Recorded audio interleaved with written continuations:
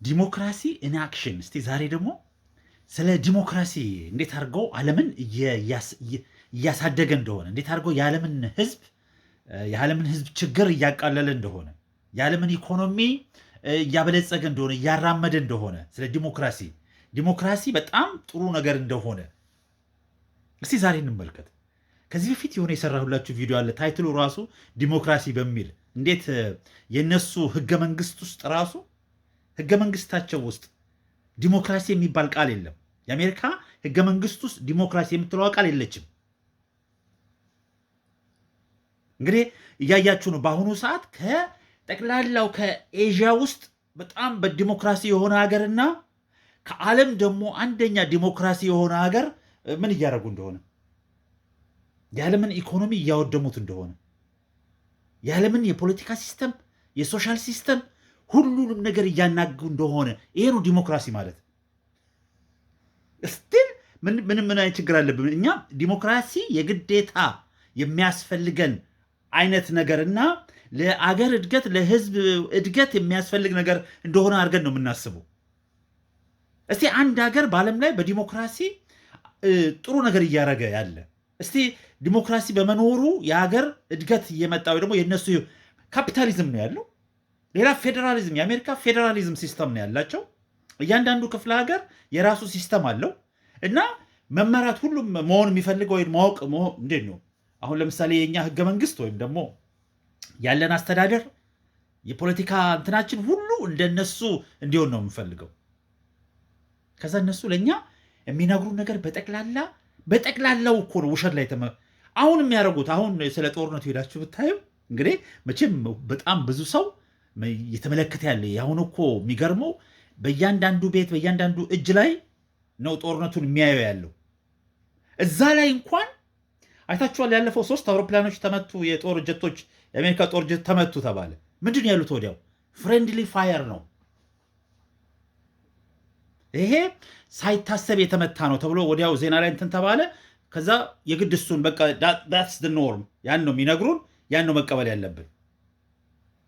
ዋናው ትልቁ መርከባቸው ጄራልድ ኤስኤስ ጄራልድ ፎርድ የሚባለው የለም። አሁን ወዲያው በጦር ሜዳ አካባቢ አሸሹት። ለምንድን ነው ተመቷል? ሌላው ሳይድ የሚለው ተመቷል። እነሱ ግን ምንድን ነው ያሉት? ወዲያው ዋሽ ማሽን፣ የልብስ ማጠቢያ ማሽን ስለተቃጠለ በሱ ምክንያት እሳት ስለመጣና ስለነደደ በዛ ምክንያት ነው እሳት የተነሳው እና መርከቡ ከአገልግሎት ውጭ ሆኗል ለሚቀጥለው 14 ወር ምናምን ተብሎ ከዛ የተወገደው ትልቁ የጦር መርከባቸው እሳት በእንትን ተመቶ እሳት ቢነሳ ኖ እሳት አይደለም። ደግሞ እነሱ ይሄ የምታዩት እሳት አይደለም ካሉ መቀበል አለብን።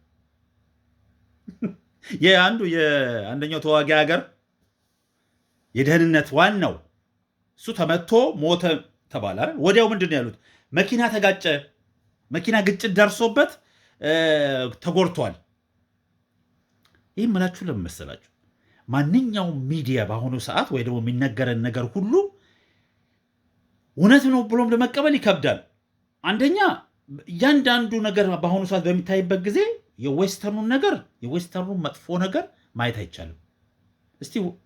እስቲ እንደው ስለ ጦሩ አሁን ስላለው ጦርነት በዌስተርኑ ሳይድ ያለውን ነገር መመልከት ሞክሮ አንድ ነገር አታገኙ። አንድ ነገር እስራኤል ውስጥ ስለ ጦርነቱ ወይ ደግሞ ስለወደመ ነገር አንድ ሰው አንስቶ ቪዲዮ ቢቀርጽ 5 ዓመት እስር ቤት ይገባል። የአሜሪካ ወታደሮች ሲጀመር 4 ነው የሞቱት። አሁን ደግሞ 5 ነው 6 ደርሰዋል። መሀት ግን እየተጎዱ ሆስፒታል ይገባሉ። ትናንት ወዲያ 127 ሰው ቆስሎ ሆስፒታል ገባ ተባለ። ግን የሞተ የለም፣ አይነገርም። ምንም ነገር ስለነሱ ማወቅ አይቻልም። ሌላኛው ሳይድ ግን ማሳወቅ አለበት። እናንተ እኮ በጣም የሚገርመው እኮ አሁን ዩናይትድ ኔሽንስ ስብሰባ አደረገ አይደል? የሴኪሪቲ ካውንሲሉ ሂዱና ተመልከቱት። ይሄ ጦርነት ሲነሳ ዛሬ 2 ነው 3 ሳምንት በፊት አድርገው በመጀመሪያ ደረጃ ስብሰባው የተጀመረው ከኢራን ምላሽ ነው። በጠቅላላው የተሰበሰበው ያወገዘው ኢራን እንዴት ጎረቤቶቿ ላይ ይተኩሳለች። ልክ ፌብሩዋሪ 28 መሪያቸው ተገሎ የመሪያቸው ቤተሰብ ጠቅላላ ተገሎ ቤተመንግስታቸውን አፍርሰው ነው የጀመሩት ጦርነቱ። ከዛ የማይመቱት የማያፈርሱት የማያፈነዱት ሰው ቦታ የለም። በሺህ የሚቆጠር ሰው ሞቷል። እያንዳንዱ የጎረቤት ሀገሮች መጥተው ያወገዙት ኢራንን ነው። እንዴት ትተኩሻለሽ? ሁሉም የጦር ካምፕ አላቸው። የአሜሪካ የጦር ካምፕ እዛ አለ። ከዛ ነው የሚተኮሰው፣ ከዛ ነው አውሮፕላኑ የሚነሳው፣ ከዛ ነው ሮኬቱ የሚመጣው። ወደዛ ግን ተመልሶ መተኮስ አይቻልም፣ ወንጀል ነው። አሁን ያለንበት ጊዜ መቼም በይፋ የምታዩት ነው። እያንዳንዱ የዓለም ሕዝብ ቁጭ ብሎ ደንዝዞ እያየ ያለው ነገር ነው። እነዚህ ሰዎች ወይ ደግሞ እነዚህ ሀገራት ዲሞክራሲ የሚባሉ የዲሞክራሲ ቀንደኛ የሚባሉ ኦኬ፣ ራሳቸው የሰሩትን ነገር ሌላው ሀገር እንዳይሰራ፣ ራሳቸው ያላቸውን ነገር ሌላ ሀገር እንዳይኖረው የሚያግዱ ኦኬ፣ በየፈለጉበት ሀገር ገብተው የፈለጉትን ነገር አድርገው መውቀስ አይቻልም። መናገር ይሄ አሁን የምናገረው ነገር በጣም ወንጀል ነው። ትክክል ያልሆነ ነገር እኮ አይደለም። ትክክለኛውንም ነገር የሚያደርጉትን መናገር ወንጀል ነው።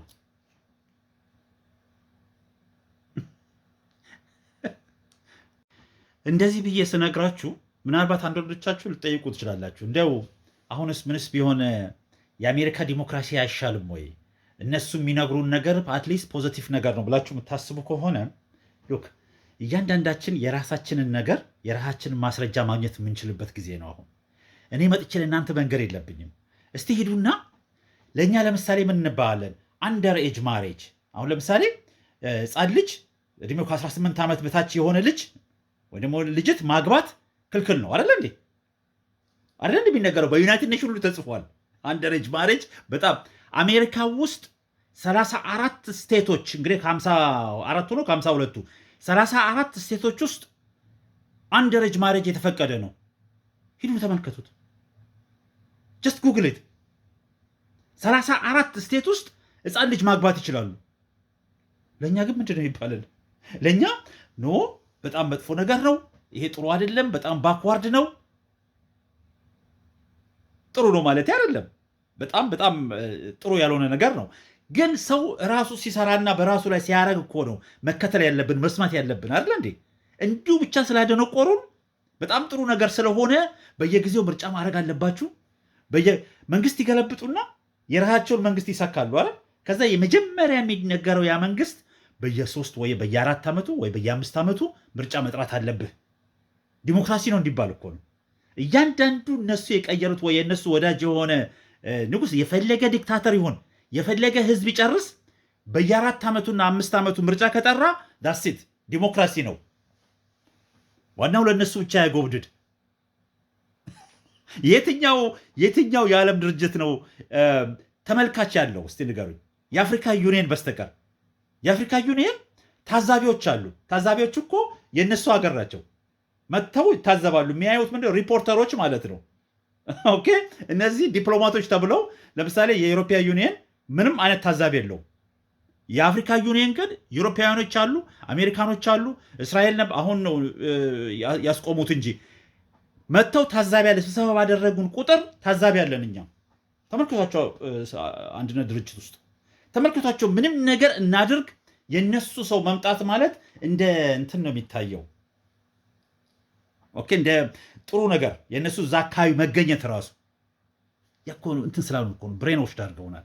እኛ የተባልነውን ስለምንፈጥም የተባልነውን መፈጠም የማይችል ከሆነ ኢራን፣ ቬኔዙዌላ ቢደርስብን ለእያንዳንዱ ይሄ ማስጠንቀቂያ ነው። ይሄ እናንተ የምታዩት አሁን ሌላ ሀገር ነው፣ ሩቅ ሀገር ነው አይደል? እዛ ነው የሚደረገው ያለው።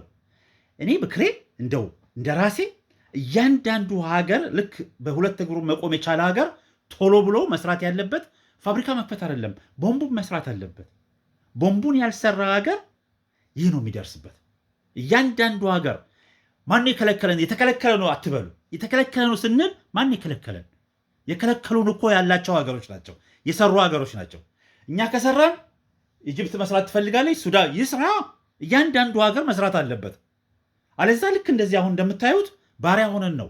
ኮሎኒያሊዝም ውስጥ እኮ ነው ያለ ነው። ጉላክ